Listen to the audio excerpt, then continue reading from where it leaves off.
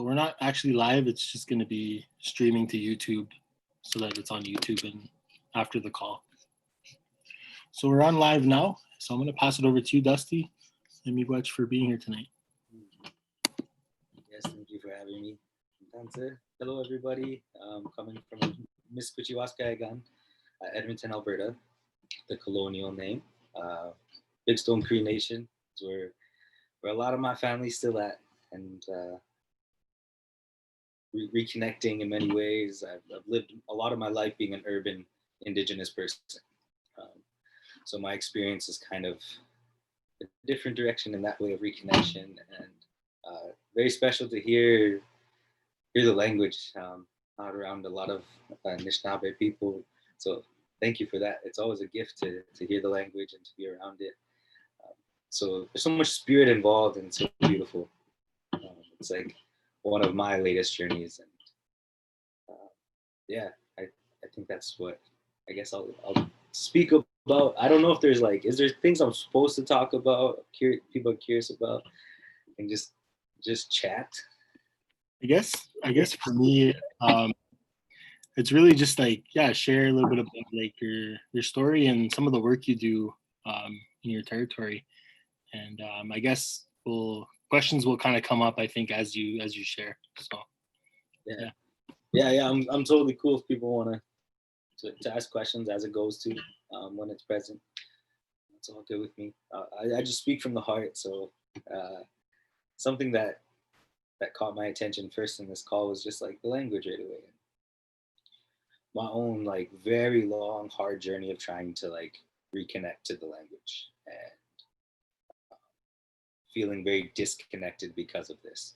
And it's like something in my family that comes all the way from when I was a youth, when I was young.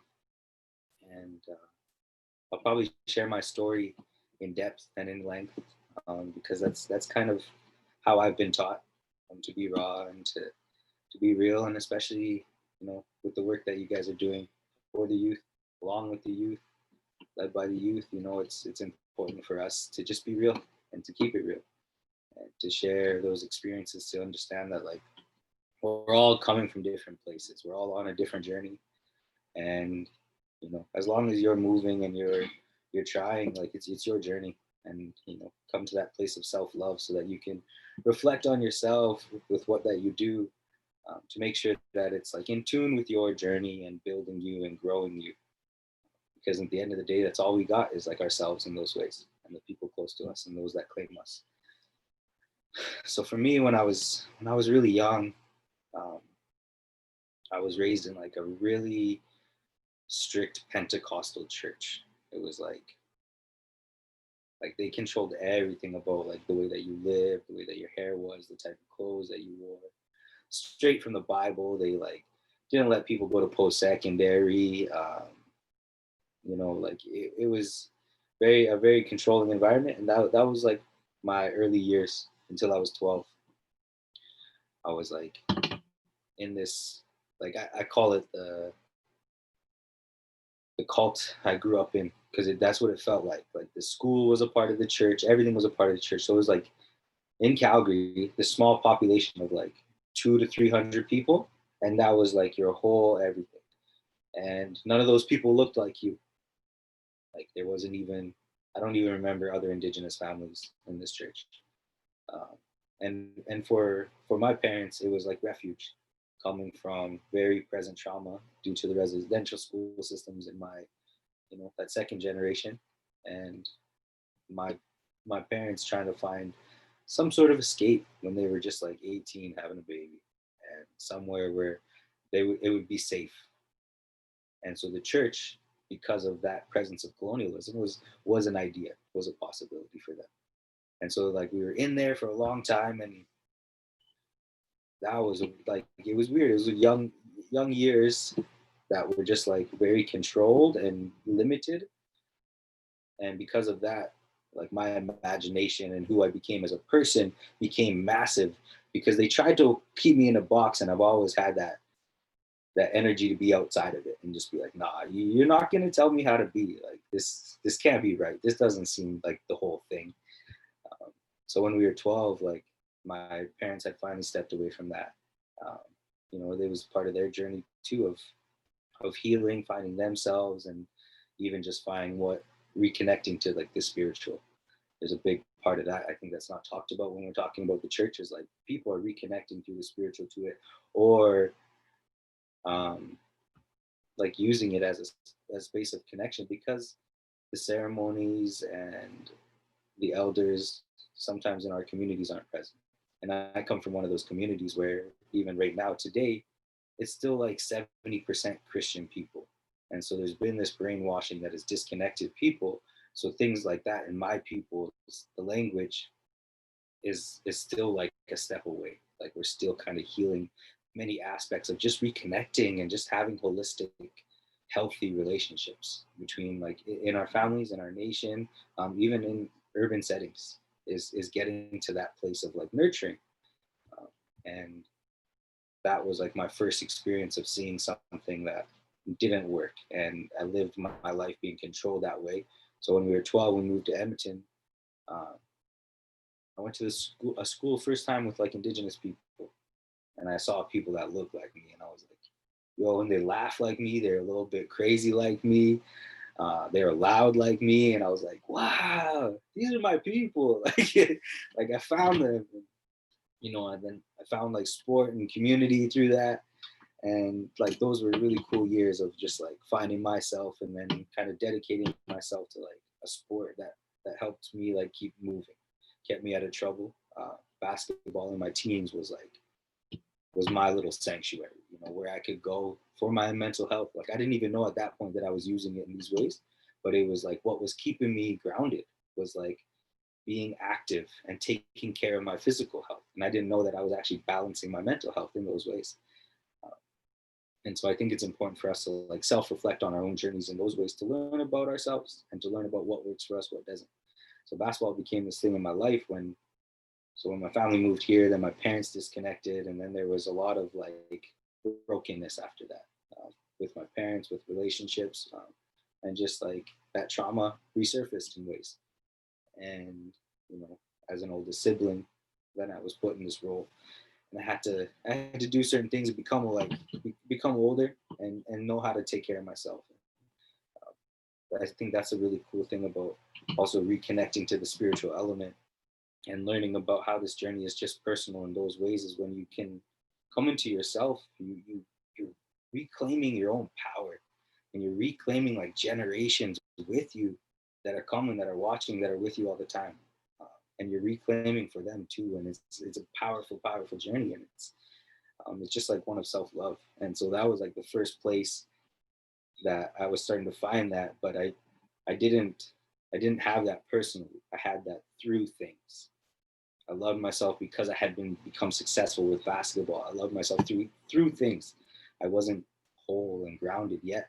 And so it's kind of like that journey kept going, and it kept becoming closer. And then through university, through like then like just wanting to know all the knowledge like in the world, wanting to read every book and like the treaties and everything, all the BS, all the like crazy things, all the like real crazy little wars that we won against these people, like crazy things like that to like inspire me and be like, yo, you know what Crazy Horse did that one time? Like things like that, to just be like, oh man, like that's in your blood, like that's in you, like that flows through you. And like the people that resisted and have stood all these generations before us have had to battle some like real strong things. And so there was also like a duty to like measure up to that, measure up to that resilience, and just be like, okay, like, each of our generations, I think that's even what the 7 generations is about raising the bar and just continuing to like keep moving and becoming closer and reconnecting back to that community, and finding your people, finding like your tribe. And like in today, like that's what's cool about virtual aspects, is like you can still be connected while being disconnected in ways. um, and I think it's something that is special, and that was something that helped me, was like learning that knowledge and reconnecting with who I was as a person and my identity, and learning more about myself, and even learning more about the church and where that history comes from. But like real old part of it, or just learning about like the patriarchy and misogyny that's built into as things like that, that is reflective in our society, because those are like the founding fathers of the society. And so to know these things has also put me then in a place in my life where with Mobilize, I wanted to be able to have a platform where I could tell my own stories, where I didn't feel like anybody had control or weight in it. I had come to a place in my life finally at that point.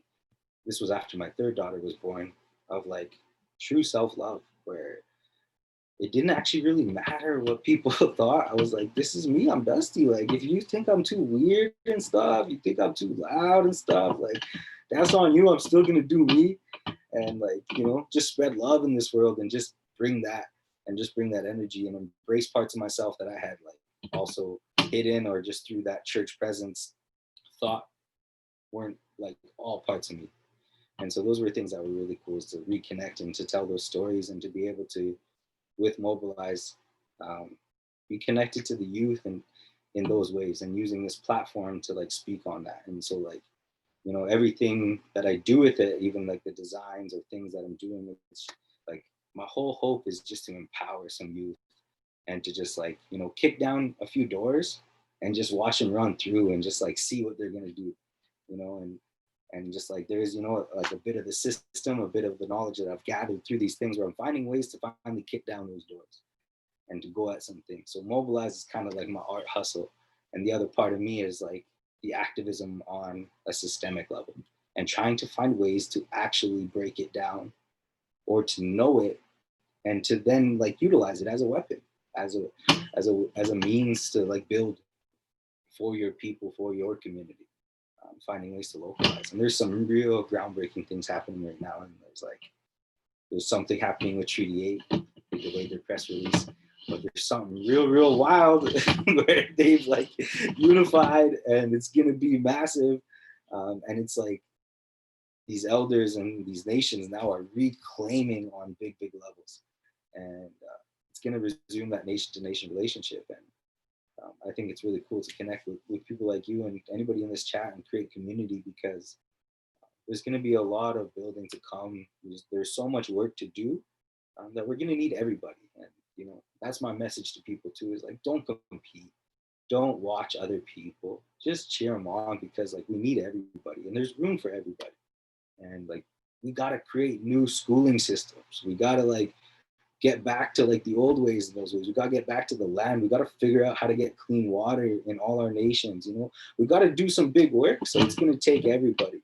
And I think like building community and just like coming together in these ways, and just acknowledging these things, and being like, yo, I'm here if you all need anything ever, just letting each other know that is really powerful. They see it, and they're a little bit worried, because that's the thing, is when we come back together, we're very, very strong people.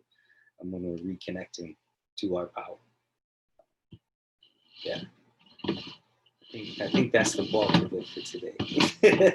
Let the questions come. Dusty.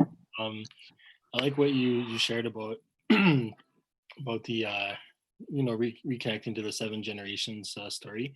That's a big part of like our our origin story, is that prophecy of young people, or this generation doing things bigger, better, differently, I guess. Maybe not better, but differently. And then also showing the next generations how it's done, and all the things we do now are not just for ourselves, but for the next generations before us. And we also need to remember the generations that did all this work to get us here. So I really appreciate you kind of bringing all that up during your talk. I had a few questions just as like, I guess, the host, I guess. And one of them was around like the creativity. You kind of touched on it about like, connecting with young people and maybe their ideas, or maybe their knowledge. But what is the creative process for some of the, I know it's not just clothing for you, it's more than that, but I just like, where does the creativity, and I guess where do some of the inspirations come from in that? Yeah, no, I like that question. Mm-hmm.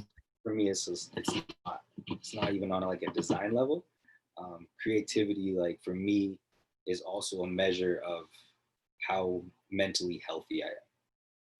I've found in my life, like the more that I'm grounded and centered, the more that that art flows. And so it's kind of like really knowing myself and knowing when it's ready, when it's just like messing around, and knowing like for my creativity, knowing when it has like ancestral presence in ways as well. So most of the stuff that I do as far as colors or things is like things that I see or weird ways things fall together. Um, a lot of it's just like my clothes, for instance. I just like always organize my clothes in real random ways so that random pieces end up beside each other. So I see different things that wouldn't be there. I have a lot of the colorways that come from my daughter's toys. So I look at a toy and I'll be like, wow, that's a crazy pink with a crazy green. Like, where did they think of that? And so I'll like, then I'll try to make like a little mock-up of it. And that's where like a lot of colors come from in those ways, or just like trying to speak to the energy of that piece as well. Uh, so, so it's a lot. The creativity is there. I just kind of stay in tune with myself. Like I'm very creative at night, late at night. So I do a lot of my work at night, is kind of knowing when it flows best for you too. Uh, and also like knowledge, like this last piece, for instance, the next gen piece. I had like this idea for next gen uh, years ago, like 4 years ago. In my bloodline, it's mostly Cree, but there's some Scottish as well. And so I always wanted to do, and this was before I had kids. Well, this would be, yeah, way more than 4 years ago.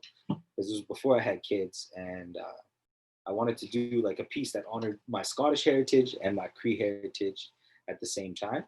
So that was where that idea of next gen came. And then once I had my girls, once the girls were here, it was a whole different thing, because I was just like, oh, this is the next gen. So like even the way that I'm creative comes a lot from watching them and seeing how free they are in the world and how they see things and just put things together, and their imaginations are just like brilliant.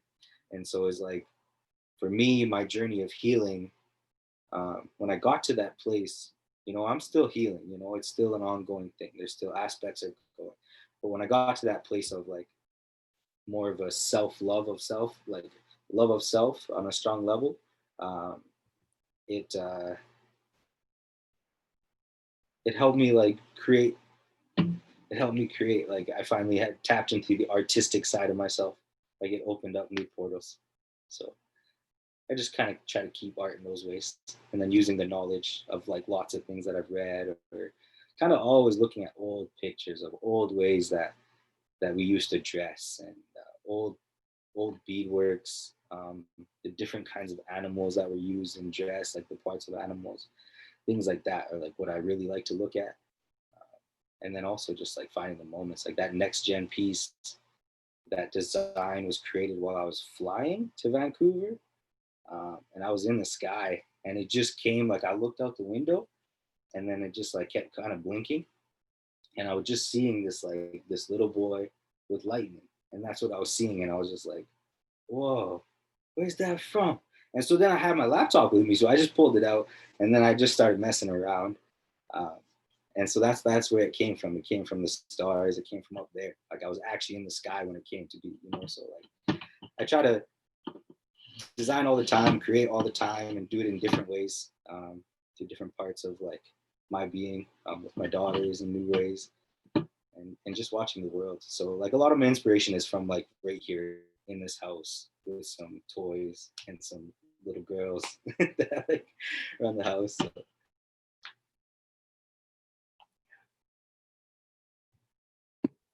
Miigwech. I appreciate that. I feel like I feel like there's a lot of good energy from young people. Like I work with youth too in schools, and from like kindergarten all the way to grade 12. And so some of those young ones, they really have some of that really amazing energy, and it's so open and free. And so like I see that in a lot of your work within Mobilize, within like I guess the designs like I'd mentioned. And you know I think it also, for me as someone who's kind of learning about like this is kind of where I'm tying into my next question, but I guess around like masculinity, I know that's something that I've been thinking a lot about over the past few days about toxic masculinity and just what does healthy masculinity look like, and I noticed like for someone who might fall under that idea of toxic masculinity, like oftentimes colors and things like that would be kind of gendered. And so I noticed you have a lot of clothing that's so colorful and so full of imagination. And I just wanted to kind of mention I appreciate that, but also kind of like, what is your take on like, I guess, gender or masculinity, I guess, if you wanted to touch on that a little bit, just because I feel like it's something that's kind of on my mind, I guess, just as someone learning a bit more. Mm-hmm. I think it's like, yeah, I want to talk on it for sure. It's kind of like just kind of a big idea, but I guess just like, what is your take on, yeah, just like masculinity? So I think it's like super vital that we talk about it, but we keep talking about it over and over because this is something that is present in probably every one of our communities. Um, it's very close to home, and that's why that's why I take that second, I take that minute to just think on it, to think of how to approach this properly, because I want to do it in a healthy way and to acknowledge that toxic masculinity in any form, um, spoken to by anybody, I think should be honored and should be listened to and should be fully heard. And those people need to be accountable themselves for those actions and need to change. And it's not something that needs to be in our communities at all. I don't think that's part of the ways that we move. I don't think our elders move in those ways. I don't think our ancestors move in those ways. And so it is a journey of like self for sure. For me, it was like there was parts of me that I had to sort of, that church presence was like, it was very, very present from that early ideologies that I was brainwashed with. So for me, it was like shaking that and also just being like, yo, that can't be right because I got all these women in my life, all these powerful women in my life that are teaching me so much and that are so connected in ways that I've never known. And, uh, for me, that journey kept going deeper and deeper in my life and showed me in more ways, through with my partner, and when she was giving birth to the three girls, that those are the most powerful moments I've ever seen in my life. And as a man, like we can't even touch that. You know what I mean? Like it's not, you can't. So like to think any parts of you are superior is just like too simple for me. And I think it needs to start being like called out more presently, and it needs to like, because I think if we can deal with this and just like create frameworks to do it, and there might be something coming from the Mobilize way in the next little while as far as a framework, because it is something that needs to be dealt with, but we need to like, it's all about these systems. Like this concept of the patriarchy is the same thing, and it's built into Canada. And so it's like addressing those things and figuring out how to deal with it and still honoring us. And at certain times, it might be just building our own to make sure that we can take care of our own. Because with that type of energy, it's not just harmful, but it's also disregarding and excluding people, because like it's hurtful, and it can't be in any spaces where people are being taken care of, where there's community being created. It can't be in any spaces, just period. And I think it's important for us to deal with it, to talk about it, and to keep talking about it, and maybe to like start building the networks of completely safe spaces together that will honor it and do it, because there is just like, I could never speak on how many genders there is or what it is, like those, that's to that person. And so that's not mine to speak on, and I don't think there should be any energies and spaces that make people feel judged or controlled in those ways because of energy like that. So that's kind of my take on it, and I don't think it has any place anywhere. And like, yeah, so if ever people want to know about, even my experiences with it, and the ways that I've had to navigate it, challenge it, question it, what I've seen due to that. Now I'm here. Like, yeah, it's. I think there's a lot of cool things happening in Canada that way. It's accountability hour, and it's just like I was telling my friend Kaz the other day. I was just like, you know, Fubu had it right all along. We should have listened way back to Fubu, and we needed to do this a long time ago. Like for us, by us, Like we'll take care of our own. We protect us. So be open with your community that way, and take care of the people around you in those ways too. Make sure that they know that there is safety in you and that you will stand for them. So big strength, big respect to all those people that are speaking up as well, and even the ones that are doing it publicly. Like, very very brave and very strong. Honor you.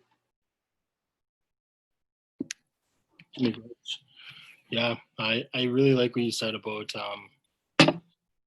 changing your viewpoint on things, or like looking at things differently, questioning things. And I think that's for me what I've been doing a lot lately. It's just like, that's messed up, that's wrong, like maybe that's not the way it should be, and just kind of questioning a lot of that stuff that I was, I guess, taught as a young person to where I'm at today. So I just appreciate you sharing that, and I think that anyone listening can, I think that will resonate with them. I'm gonna pass it over to Gabby though. Oh, I wanted to share the design you're talking about. This one, Mm-hmm. That was one from the stars. And then the arms on it, they're rows of 4, because like there's 4 seasons and it's 11 long, and those are the years that my daughters have been here. So that's what that story is. So the next gen, most of the Mobilize pieces, there's stories like that. Like there's a few layers into it, because that's when I think it's ready. I don't think it's ready when it's just surface. So that's always the measure. Nice. Yeah. Oh, I finally got my jeans, my tie-dye jeans. And then Josh is grabbing my sweater, because I think that one's a different style. That one's the matriarch. Oh, okay. Yeah. So I was gonna grab that sweater, and if you wanted to talk about that one a little bit. Yeah, for sure. But yeah, until that happens, yeah, I think it's just, thanks for sharing a lot of those important pieces. I think it's really good to have more guys talking about that stuff, and I think and you've probably witnessed that too. It's just so many like women and trans folks and non-binary folks and two-spirit folks really having to hold the burdens, but yeah, we really need more men speaking up about things. Okay, Josh grabbed it. Okay, this one. Wait, one sec. I'm going to take you off spotlight for a second.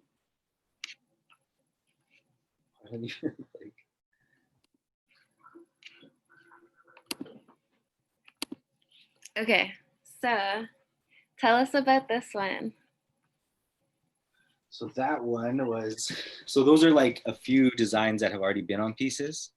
So it was kind of like bringing from there, but wanting to show like different types of Indigenous peoples. I think a lot of the time, especially like historical photos or things like this, they show our people in just one way.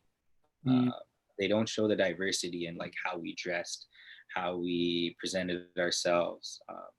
And so these are actually from Edward Curtis's photos. Edward Curtis is this jerk who went around taking photos of Indigenous people because he thought we were going extinct. So these photos are like, I did my research. They have to be like 100 years old, and then you can recreate them and use them. So that's where the images come from. And I take them and I try to then make them look like, strong Indigenous people. I try to bring that, like, I try to remix it in those ways and kind of bring it new life and to honor these people. And most of Edward Curtis's photos don't have a location and don't have people. And so there's this other side of me that's like very curious if people's relations will be in these at some point. So if ever you are, let me know so we can give them credit and like tell people who it is, and just these kinds of things of reconnecting to our stories and to our nations. And then the frames part of it was just like, I like to steal back some shit. So I took the Victorian frames and they're mine now, and they're in purple. So like little pieces like that. So that was what the frames were.